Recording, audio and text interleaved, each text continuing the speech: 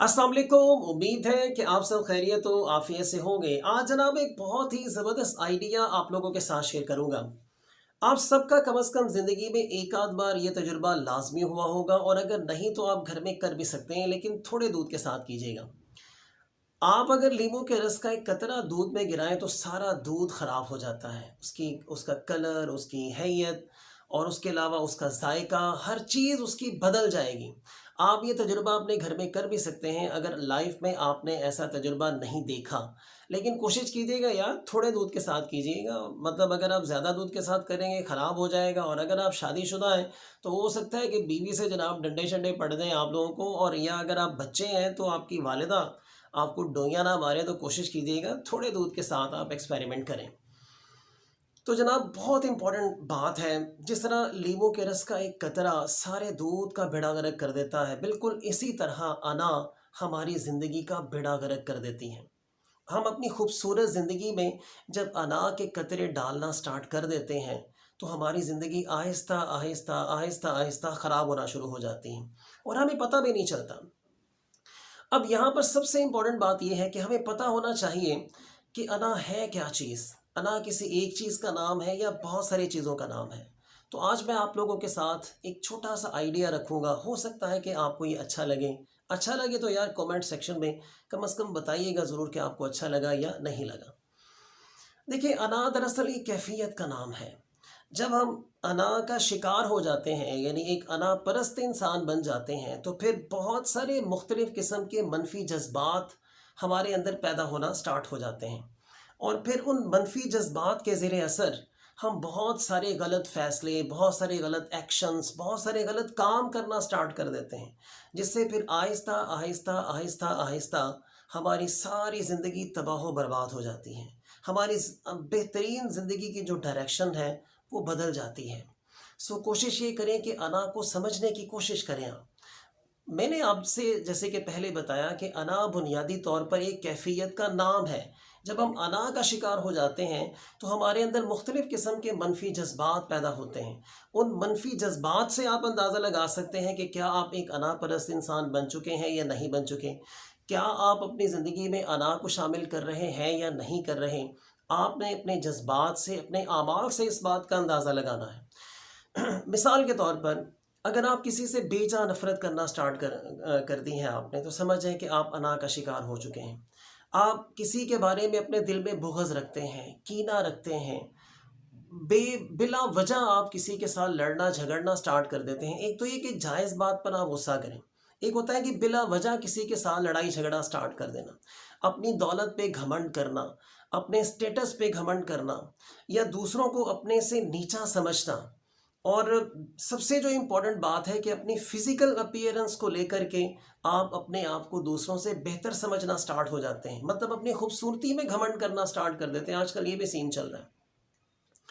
इसके अलावा अगर आप स्टूडेंट हैं तो अगर आपको सबक जल्दी याद हो जाता है तो आप इस बात पर घमंड करते हैं, दूसरों को अपने नोट्स नहीं दिखाते, दूसरों के साथ अपने जहन में आने वाले अच्छे आइडियाज़ को शेयर नहीं करते। सर, ये सब जज्बात अना के ज़ेर असर हमारे अंदर आते हैं। अगर आप ऐसा कर रहे हैं या इनमें से चंद एक काम भी कर रहे हैं तो फिर समझ जाएं कि आप अपनी ज़िंदगी में अना के कतरे डालना आपने स्टार्ट कर दिए हैं। और फिर क्या होगा, इससे आहिस्ता आहिस्ता जिस तरह दूध फ़ौरन ख़राब हो जाता है, कुदरत ने एक बहुत ज़बरदस्त सिस्टम ये रखा है कि हमारी ज़िंदगी कम से कम फ़ौरन ख़राब नहीं होती। फिर आहिस्ता आहिस्ता गलत फ़ैसलों की बदौलत हमारी ज़िंदगी ख़राब होना शुरू हो जाती है।